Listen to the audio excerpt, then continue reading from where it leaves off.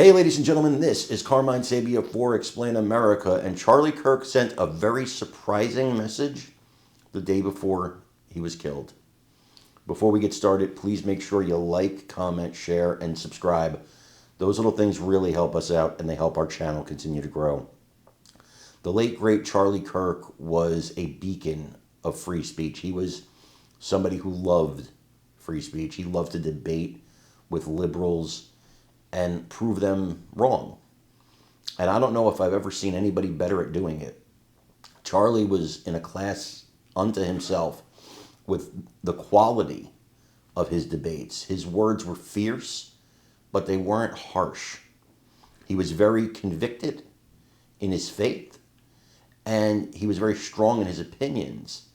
So he didn't have to reach back and grab for stuff that he didn't believe in. Charlie had that information ready right in his mind. And the day before he died, he reached out to a very well-known liberal and offered to bring him on the show to debate him. Now, that liberal worked for the Obama administration, currently works for CNN. His name is Van Jones, and he told the story here. I want you to watch it, and let me know what you think in the comments. His murder and some unexpected outreach that Kirk made the day before his death had resonated with our CNN colleague Van Jones.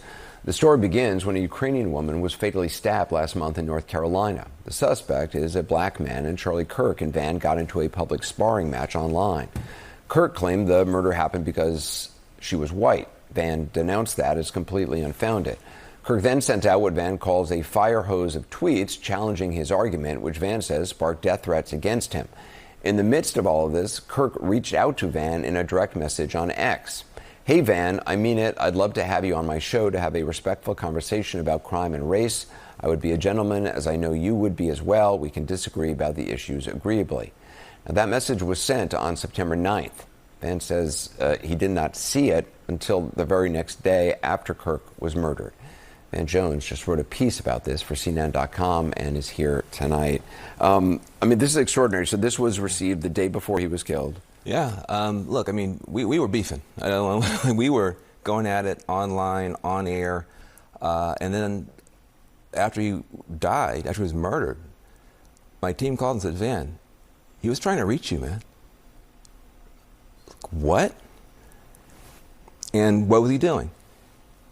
Dialogue. Let's be gentlemen together. He says, let's disagree agreeably. So I'm sitting on this, and I'm watching the whole country talk about civil war, censorship, justifying murder, about this guy? This guy is reaching out to his mortal enemy, saying we need to be gentlemen, sit down together, and disagree agreeably. And the next day he's killed. And I've sat on it long enough, and I just said, you know what? We're going to Memorial Weekend for this man. We disagree. Everybody knows we were not friends, okay, at all. But you praise the good when it's time to memorialize somebody. And what he did, and I didn't even know it, was good.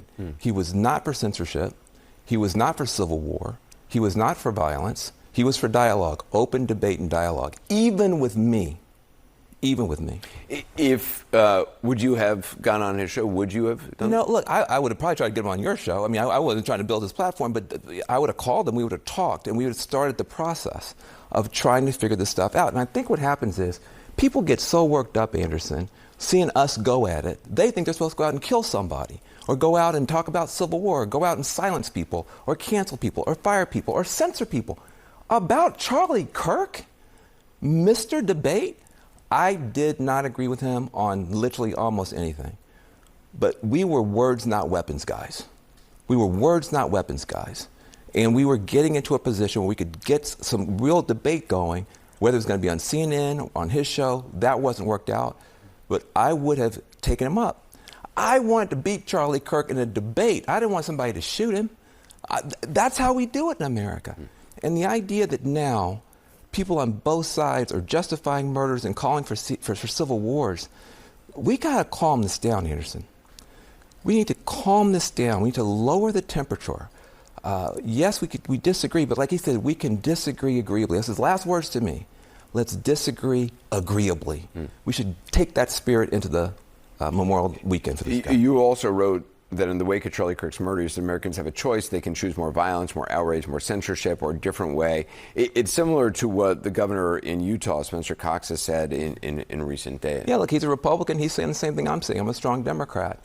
We have a choice now. This could be the beginning of us getting off of this pathway, but the pathway we're on, Anderson, is scary. It's about more violence, it's about more retribution, it's about more censorship, it's about more of everything that nobody wants, but we can't seem to get off of it. Charlie Kirk in his last message to me was pointing a way out. Civil discourse, civil dialogue, debate, let's disagree agreeably. If you want to get off this train, we can do it this weekend. Van Jones, thanks so much.